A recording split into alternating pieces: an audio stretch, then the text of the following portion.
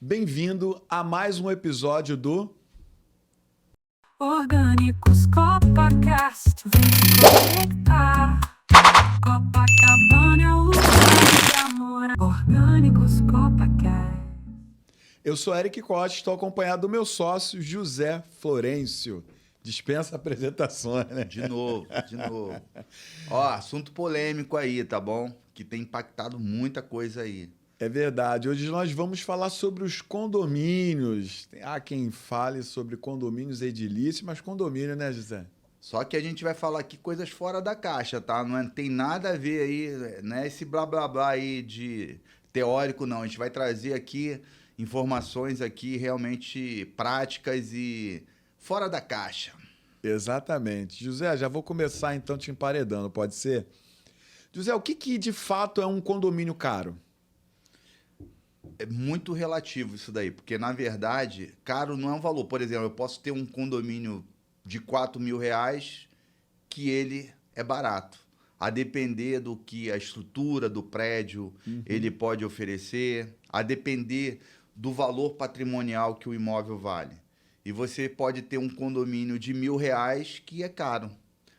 Assim, eu tenho percebido, não sei se você já percebeu nas nossas vendas, uma variação de percentual em cima de valores de condomínio.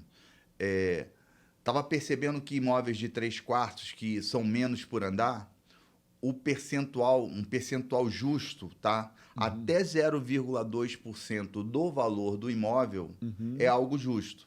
Não tem sido caro, tá? Por exemplo, imóvel até R$ 1 milhão, tipo 2 por andar, e o condomínio ser até R$ 2.000. Mas até pouco tempo atrás a gente considerava esse condomínio caro. É que já foi normalizando. A gente tem clientes aí que estão procurando imóveis com a gente há uns 3 anos, né? E o ponto de decisão de alguns deles é o valor de condomínio. Eu me lembro quando eles falavam que o condomínio é até 1.200, 1.400. Hoje já estão falando em condomínio até 2.000.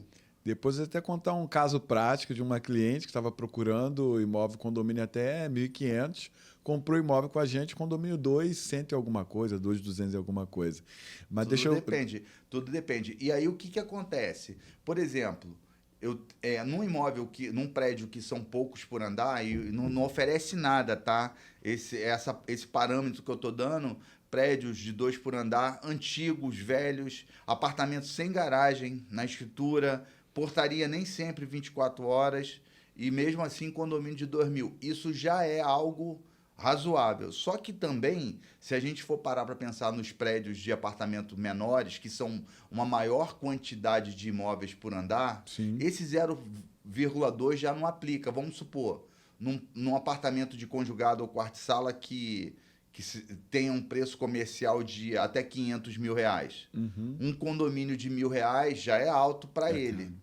Então, nos prédios de quarto e sala ou conjugado, eu acredito que um valor justo seria de 0,1,5, é isso? 0,1 ou 0,15? 0,15 a 0,1, na verdade. Esse seria um condomínio razoavelmente justo, não caro. Passou disso, de repente, nos apartamentos pequenos, 0,2, aí já se torna caro. Por exemplo, um apartamento de 500 mil, que o condomínio é R$ 1.000, É caro. é caro, porque o morador que está ali, ele não tem uma condição de vida para ter um custo fixo alto. Então, a gente precisa entender aí um pouco isso. Entendi. Então, na prática, você está querendo dizer que apartamentos em torno de valor comercial, R$ 500.000, um condomínio justo seria ali entre 750 e uns 500, R$ 600, Isso. mais ou Pô, menos. 500 já é filé, já é condomínio baixo já. Entendi. Mas isso que eu acho que o que influencia é a questão da quantidade por andar. Porque isso tem uma coisa tem relacionada a outra. Os imóveis com mais por andar custa menos, Sim. entendeu? São pequenos. Tem menos entra e sai, consome menos energia, menos manutenção de elevador. Tem mais divisão de custo. Entendi. Como são mais por andar, Entendi. pode até consumir mais, mas na verdade tem mais condôminos. Vai diluir, né? Vai Então diluir. fica tranquilo. Entendi. Tá, e por que, José, os condomínios aqui na Zona Sul, especificamente, do Rio de Janeiro, eles são mais caros. Custo de vida aqui é elevado, né? Então, poxa, qualquer material de construção aqui numa lojinha é caro, qualquer lâmpada é cara. O custo do trabalhador também fica caro, porque muitas vezes esse trabalhador ele não mora aqui, ele vem, aí tem custo também de passagem. Os salários, proventos até são tabelados para a cidade. Sim. Mas isso que você está querendo, tá trazendo aqui é interessante. Às vezes o porteiro ele pega 2, 3 condições para chegar no local de trabalho. Acontece no meu prédio, né? Mora onde? Mora lá na Baixada Fluminense, em Belford Roxo, de onde eu nasci. Né? Ô, Belford Roxo, que não te larga.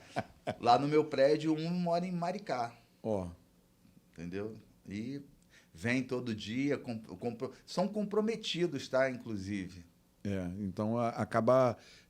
o custo fixo, né, ali do condomínio, ele acaba aumentando por conta desses valores acessórios, né? Sim, mas aí, para mim, o fator principal do alto preço do condomínio caro, isso não é só aqui na Zona Sul, na verdade, porque isso acontece em todo o Brasil. Na minha opinião, é a questão da gestão. Peraí, deixa isso mais para adiante. A gestão, para mim, e eu digo até a gestão... Não só a gestão atual, às vezes uma cultura de gestão, de má gestão no prédio, fazem com que muitas vezes o condomínio seja alto. Por vários motivos aí. Às vezes, até má gestão por dolo, ou má gestão simplesmente por não saber gerir. Mas a principal é a... Por dolo. Por dolo. A gente vai entrar nesse assunto mais adiante, então vou aproveitar e te perguntar o seguinte. Como o valor alto dos condomínios tem impactado na tomada de decisão dos compradores, a gente já começou a falar sobre isso, na hora de comprar um imóvel, comprar um apartamento, principalmente aqui na Zona Sul? Então, por exemplo, o valor do condomínio, ele hoje a gente sabe que é um fator das nossas avaliações. Exatamente. A gente sabe que um condomínio, quando está... acima de 0,2, 0,25 ou 0,3, a gente vai ter dificuldade para vender. E qual é a contrapartida disso?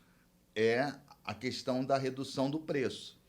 O que faz um cliente aceitar pagar um condomínio mais alto do que o normal caro é talvez o imóvel estar sendo oferecido um pouco abaixo do que ele valeria se ele tivesse um condomínio normal.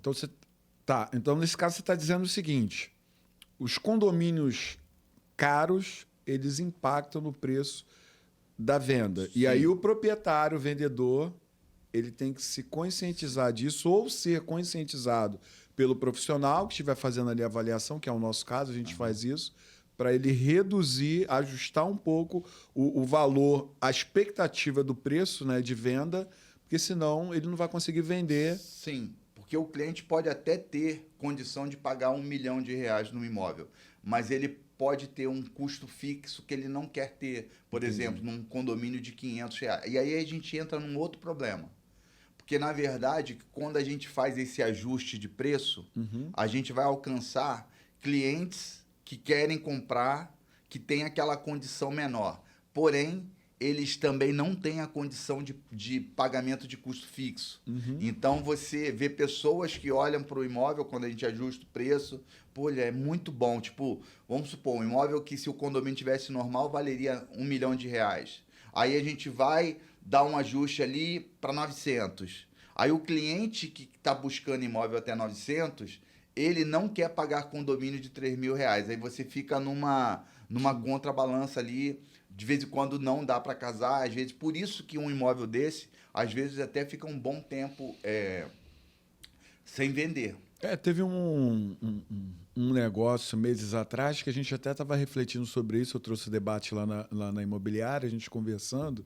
O José falou assim, José, o cliente, ele nesse patamar de imóvel de 800 mil, ele ter esse custo fixo de quase R$3.000 de condomínio, aí você tem energia, 400. você tem gás, você tem IPTU, você tem uma escola para um filho, você tem alimentação, vestuário, e daqui a pouco tomou toda a renda fixa daquele cliente, ele consegue até comprar, mas não consegue se manter. Porque tá tudo caro. O custo fixo também tá, as compras estão caras. Tudo. O colégio da criança tá, o material da criança tá. Então, ele pensa 2 vezes antes de comprar um imóvel com condomínio acima do valor. Entendi. Só que assim, eu vejo também alguns clientes tomando decisão Uhum.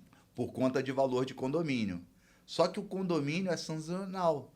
Hoje está caro, amanhã pode estar barato. Eu já vi situações do cliente não comprar um imóvel comigo porque o condomínio estava alto. Ele optou por comprar outro imóvel. Tudo Depois bem. ele começou a reclamar que lá naquele onde ele comprou, o condomínio explodiu no mês seguinte.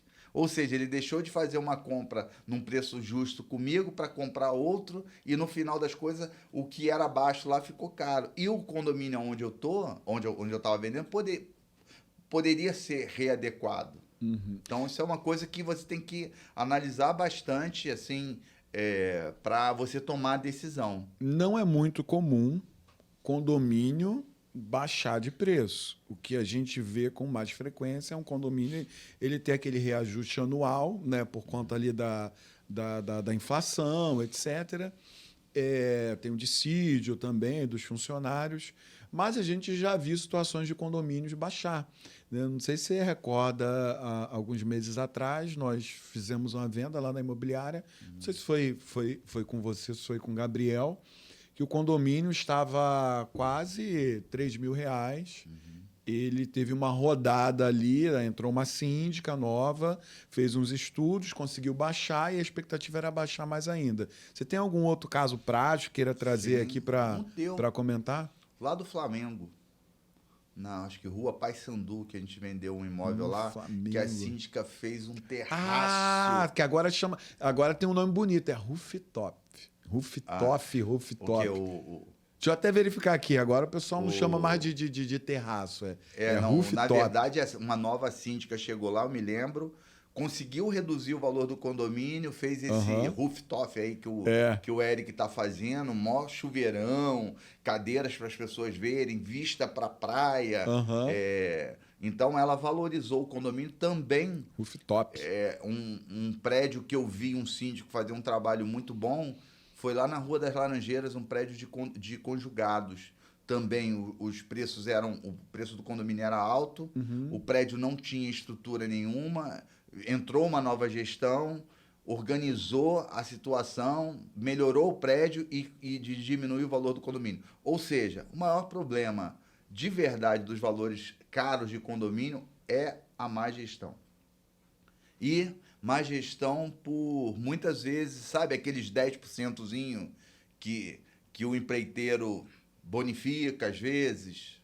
Isso é uma coisa que realmente traz Infelizmente isso acontece. Tô rindo aqui porque tem que tocar na ferida, né? O nosso dia a dia, a gente lida ali com questionamentos de cliente, mas por que esse condomínio não oferece nada? Ele tá esse custo. O outro lado, um prédio ao lado também, 2 por andar, tá um custo bem mais baixo, e aí não adianta, assim, é por comparação, né? Então você vê que um é bem gerido, o outro é mal gerido.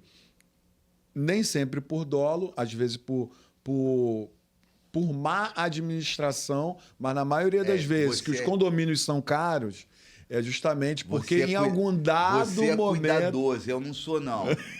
É dolo sim, na maioria das vezes. E vou falar uma coisa, só basta você ver, os prédios que são melhores cuidados são os que têm um condomínio mais barato. É impressionante, né? E os prédios menos cuidados são os que têm os condomínios altos.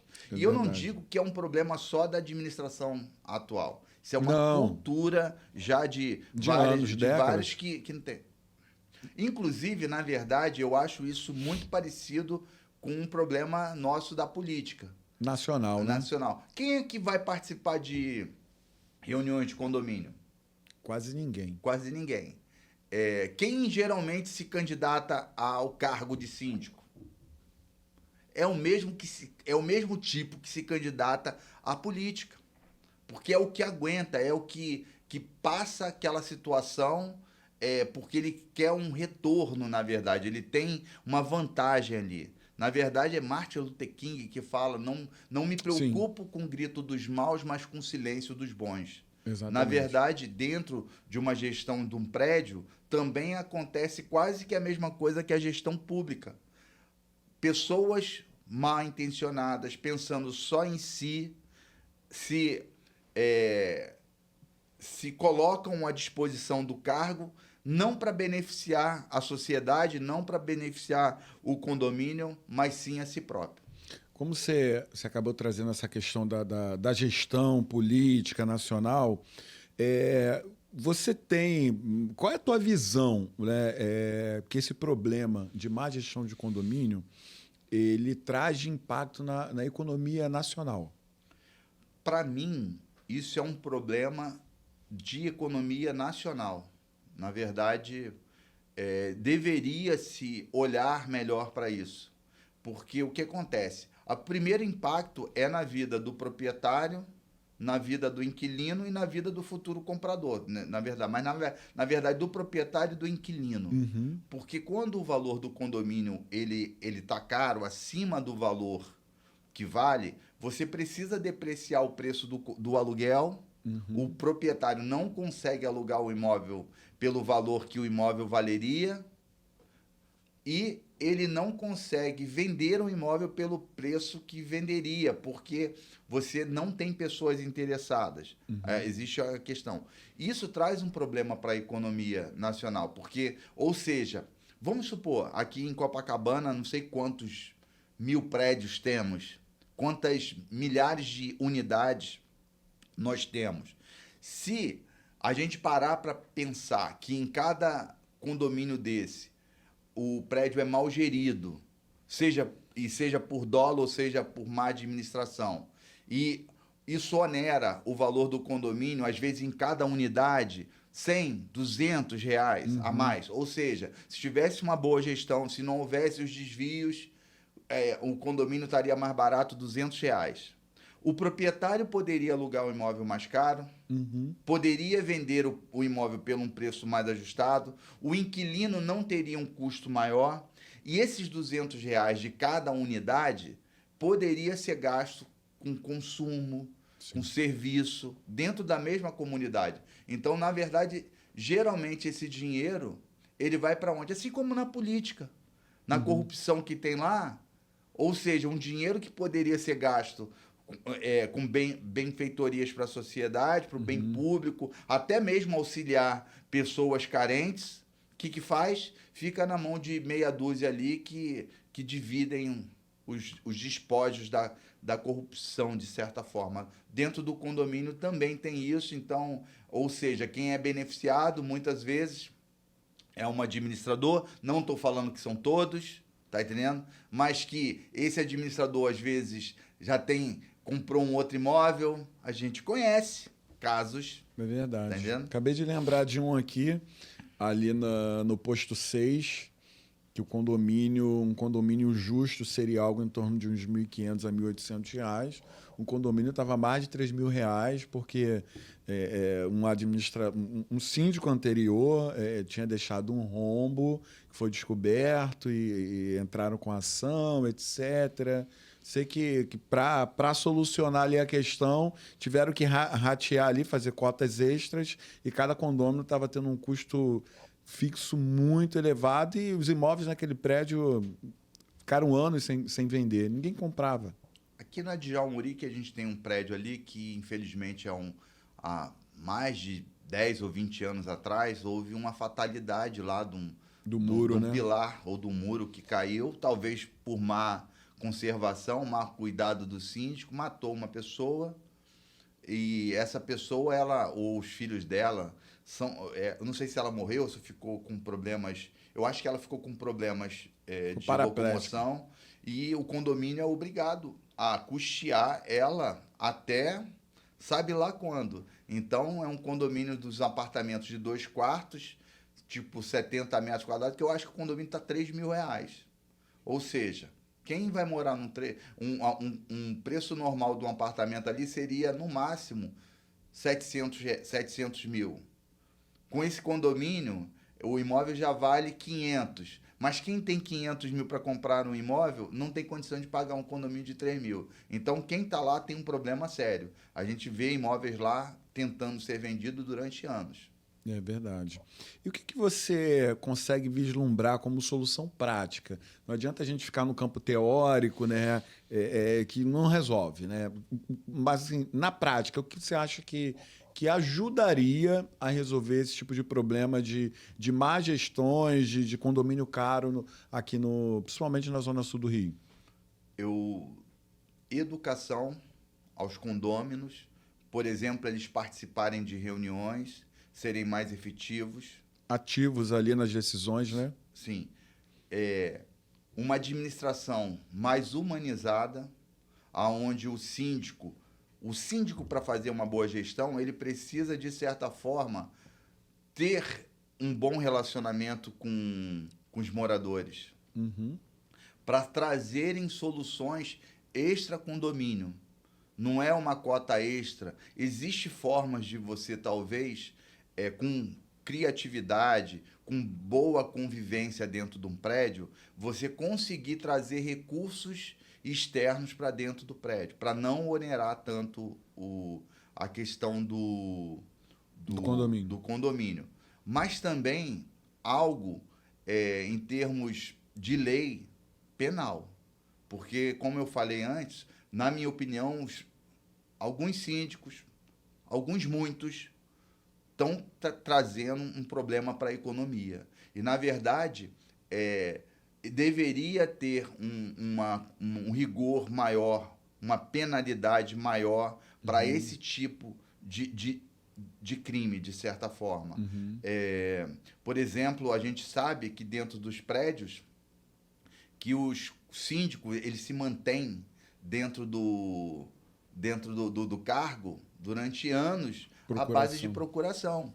Procurações essas particulares, algumas dadas há 10 anos passado, aonde esse proprietário muitas vezes hoje nem mais está vivo, ou seja, aquela procuração não teria validade, e ele está ali fazendo, ele mesmo votando nele mesmo, em nome do síndico, em nome do proprietário. Isso você ter procuração para legislar em causa própria, isso é algo errado, sabe? Além de ter muitas procurações ali que não teriam validade. Então, educar os condôminos para eles verificarem isso. Pô, o síndico apresenta várias procurações. Daquelas todas, quantas de verdade elas poderiam ser usadas? Será que esse proprietário que passou essa procuração há 10 anos atrás, que não mora aqui, ele ainda continuaria passando? Ou ele esqueceu? Você está entendendo? Falta de verdade também esse envolvimento dos demais condôminos com isso. José, deixa eu te interromper aqui rapidinho, que senão eu vou acabar esquecendo. Eu lembro de já ter participado com procuração em reuniões de assembleias de condomínio representando clientes que moram fora aqui de Copacabana. Lembro que uma delas, a procuração, eu perguntei qual era o modelo de procuração, se precisava reconhecer. Falei, não, é só a pessoa assinar, tira uma foto e manda. Pô, aí. Participei de boa fé. Quantas outras pessoas não devem ter usado de má fé, participaram da Assembleia, representando, votaram ali por causa própria?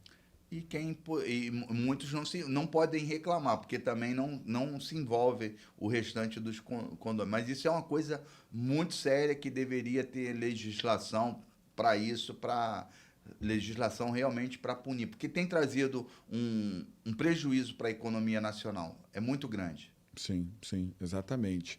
Na realidade, aqui, só para ficar claro para você, a gente não está querendo criminalizar ninguém, não. Mas está trazendo aqui o assunto à tona, porque isso impacta. A gente vê no nosso dia a dia, né? A gente vai atender um cliente, pô, mas por que esse condomínio está caro? O que tem naquele... O que tem? Tem nenhum salão de festa, não tem nenhum espaço, né? Só tem portaria, que às vezes nem 24 horas por conta ali da alteração a reforma trabalhista, se não me engano, em 2017. A maioria dos edifícios se adequaram, eles tiveram um período de adequação. Aí são alguns escalas 12 por 36, só que não querem pagar um folguista, não querem pagar um outro funcionário para cobrir na hora de lanche. Então, ali, 2, 3 vezes ao dia, o prédio fica sem porteiro, porque não quer ter esse custo a mais ali com um profissional de portaria do edifício e alega que o que mais onera são os trabalhadores. Quando que, se você for fazer uma conta, poxa, qual o salário do porteiro aqui nesse prédio? Tu vai ver, pô, é X, multiplica lá, são o quê? 3? São 5? Para onde vai todo o resto? Né? Então, assim, essa questão da má administração ou má gestão por dolo, ela está muito entranhado ainda, tá? Aqui, né, em Copacabana principalmente, que é onde a gente atua como especialistas na compra e venda, e isso impacta diretamente. A gente está falando mais na compra e venda, mas também na locação, porque o cliente, quando ele vai alugar, ele vê o valor total, né? Qual vai ser o custo dele mensal? É aluguel, condomínio e IPTU, que são os encargos, né? Então, isso pesa e acaba prejudicando. E não adianta também a pessoa reclamar, o cliente, poxa, o condomínio aqui está caro, mas não vai a uma assembleia. É uma pessoa que às vezes não dá nem um bom dia, boa tarde para um porteiro. É uma pessoa difícil de relacionar. Então é complicado, né? Acho que se todos contribuírem, eu acho que até alguns daqueles que têm má fé vão ficar ligados e, vou parar de fazer isso. E você vê que você está falando isso ainda num âmbito, a gente só imagina, por que está caro? Né? Mas qual é o impacto disso, na verdade? Exatamente. Foi o que eu falei. É um impacto no preço para venda, é um impacto no preço do aluguel, é um custo a mais para o inquilino, é um valor a menos para o proprietário. Tudo isso poderia se voltar para um consumo. Eu poderia ir mais num restaurante com R$200 no mês, eu poderia fazer alguma outra coisa, me beneficiar. Então, isso repercute realmente, porque são milhares e milhares de unidades, isso aqui em Copacabana, no Brasil todo, porque isso é geral, isso não é só aqui. Não. E você falando aí, eu estava pensando aqui, o próprio poder público deixa de arrecadar também, porque esse montante aí que poderia estar sendo consumido num bar, né, recolhe-se ISS, sei lá, algum tributo específico, ou o imóvel está sendo vendido por um valor maior, o ITBI acompanharia. Então, assim, acaba que o próprio ente público ele deixa também de arrecadar. Gera tudo. O comerciante ganharia mais, conseguiria comprar outro imóvel. Exatamente. Entendeu? Na verdade, é uma bola de neve que não para. E que eu já te perguntei de uma solução. Para a nossa audiência, agora que está nos acompanhando, qual conselho prático que você daria para um proprietário ou para um comprador, um candidato a inquilino, que está pensando em comprar ou alugar ou até vender o imóvel? O que na prática você recomenda de forma direta para essa pessoa que está nos assistindo? O proprietário precisa levar isso em consideração. Talvez você não esteja entendendo porque que o seu imóvel tem que ser ajustado no preço, mas um dos fatores é esse, tem pesado bastante no negócio. Para o cliente comprador, ele tem que fazer uma conta. Às vezes, tá caro, mas ele está pagando a mais R$400 a mais numa cota condominial, que foi, de certa forma, compensada com o valor investido. É como se ele estivesse comprando um imóvel maior, pagando prestações da cota condominial cara. Entendi. E aí, é ele ingressar no condomínio e fazer parte da administração e remodelar isso, porque tem solução.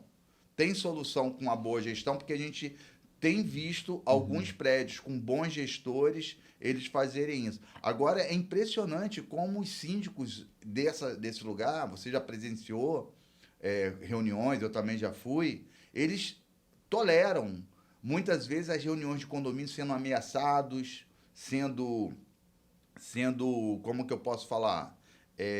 Xingados, ofendidos. direto. Isso. A gente vê casos na televisão de síndicos que foram, infelizmente, vieram a serem, não posso falar palavra foi dormir para sempre por conta de um condômino que não pode falar essas Não palavras, pode, senão não pode, o YouTube não entrega. Aí por conta disso daí. Por exemplo, cara, eu conheço a história de um síndico que ele fuxicava lixo. Nossa.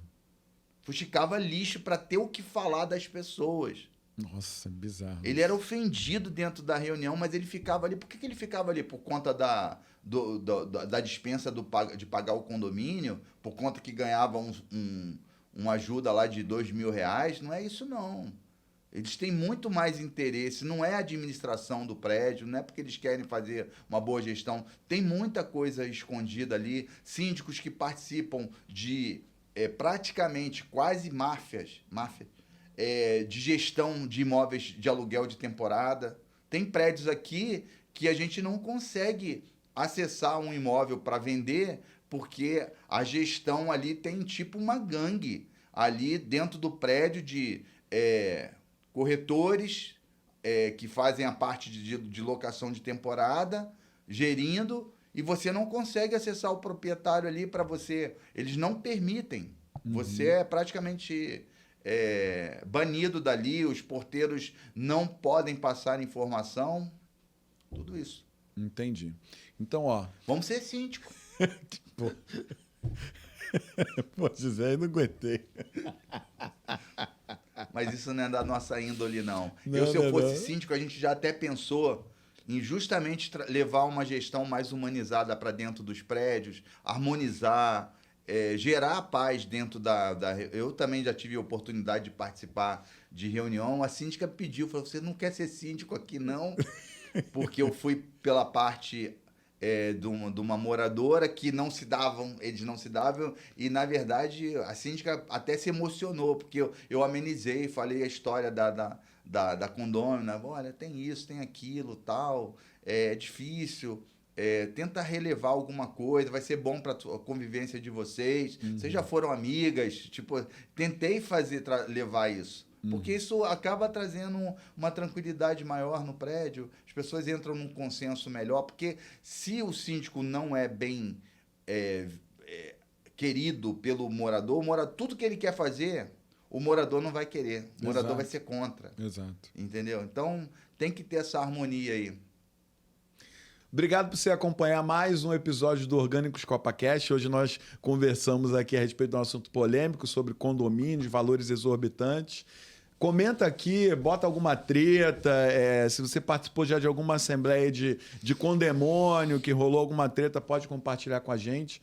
Mas assim, a ideia é propor pelo menos uma reflexão para que condôminos, síndicos, todos possam se unir em prol de um bem comum para todos e termos aí gestões mais profissionais e de boa fé. Tá? Manda aí para um conhecido seu que está passando alguma dificuldade de vender um apartamento porque o condomínio está elevado, está tendo dificuldade de alugar porque o condomínio está elevado. Manda esse conteúdo para ele também, tá bom? Você vai estar nos ajudando a entregar mais conteúdos desse tipo para outras pessoas. Muito obrigado pela sua audiência. Show, valeu.